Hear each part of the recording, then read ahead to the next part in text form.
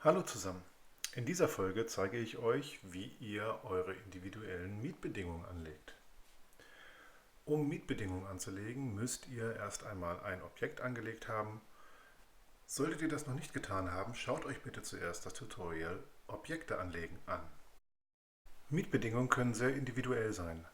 Daher sind die hier gezeigten Eingaben lediglich exemplarisch. Um Mietbedingungen anzulegen, klickt ihr auf das graue Zahnrad und dann auf den Menüpunkt Mietbedingungen.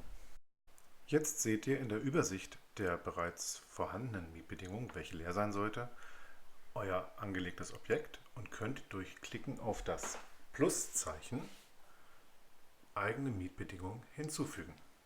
Dies geschieht am einfachsten, indem ihr eure Mietbedingungen vorschreibt, beispielsweise in einen Textfile oder in die Notizen und aus den Notizen heraus die einzelnen Mietbedingungen kopiert.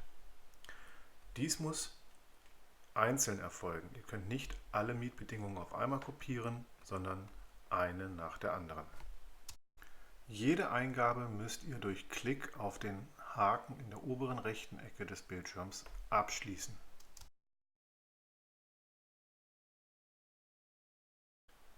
Während das Tutorial weiterläuft, mache ich euch das einmal exemplarisch vor und lasse das Tutorial auch etwas schneller laufen.